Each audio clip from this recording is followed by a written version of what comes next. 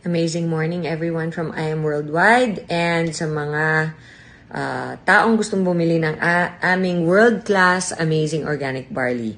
I would just like to take this opportunity to inform you all na isa lang po talaga ang aking FB page and IG page. Pareho po silang verified with the blue check. So wag po kayong nagpapaloko at bumibili sa mga impersonating people using my name, using my profile pic na ginagrab lang nila. Ini-edit po yung pag may hawak ako ng barley na ini-edit nila. Tinatanggal nila yung box sa kamay ko, tapos nilalagay nila yung sarili nilang box. So ito lang po ang original na box ng I Am Worldwide. So, having said that, please do not be fooled and spread nyo na lang po itong video na to para mag-viral tayo at malaman na ng mga manloloko na hindi na natin ito tolerate yung ginagawa nila. Again, my FB official page is only Herb All Organic Trading Corporation, which is my company.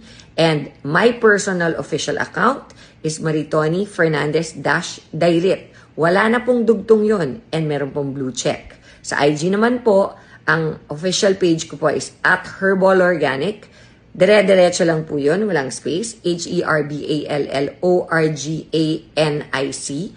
At ang aking personal page po na open to the public, again, it is verified with a blue check mark, is maritoni.fernandez. Wala na pong iba. Kahit po gamitin nila yung picture ko at pangalan ko, laging may dugtong yan and wala silang official check mark. Okay, na kulay blue. Sa TikTok naman po, hindi ako TikToker. Bago pa lang po ako sa TikTok. And my official TikTok account is Maritoni Fernandez Dairit. At Maritoni Fernandez Dairit. Walang space, walang hashtag, walang dash, wala pong kahit ano. Wala ring nakasulat Barley Queen. Wala po. Okay, so pag meron kayo nakikitang Barley Queen, hindi na po ako yon. Automatic. Pag wala pong checkmark na kulay blue sa IG at sa FB, tapos pangalan ko, hindi rin po ako yon. Okay? Basta ang official page is Herb All Organic Trading Corp. Ang personal is Maritoni Fernandez-Dairit or Maritoni.Fernandez sa IG.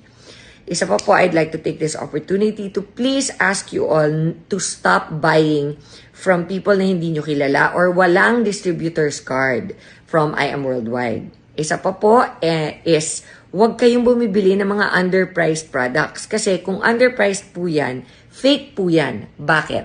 Kasi po ang produkto namin is world class. Hindi po kami nagbebenta ng 199 pesos or 300 pesos or 500 pesos unless distributor ka po.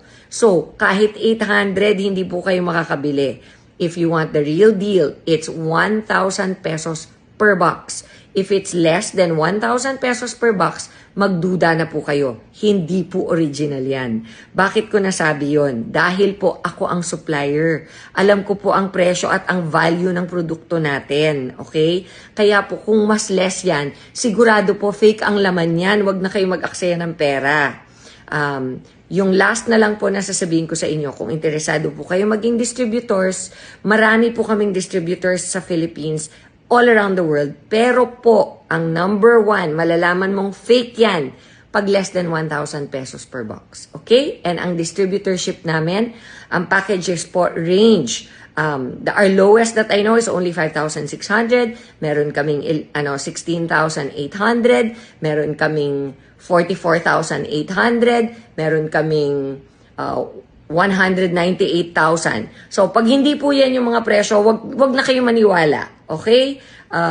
Anyway, I hope na may maitulong tong video na to and ma-prevent na sa mga scammers, ma-scam kayo and ma-prevent na rin yung nag-aaksaya ng pera hoping that it will heal you and help you with your health. Kasi nag-isa lang po talaga ang barley na nanggagaling po sa akin. Ito po yung ginamit ko personally nung ako nagkasakit.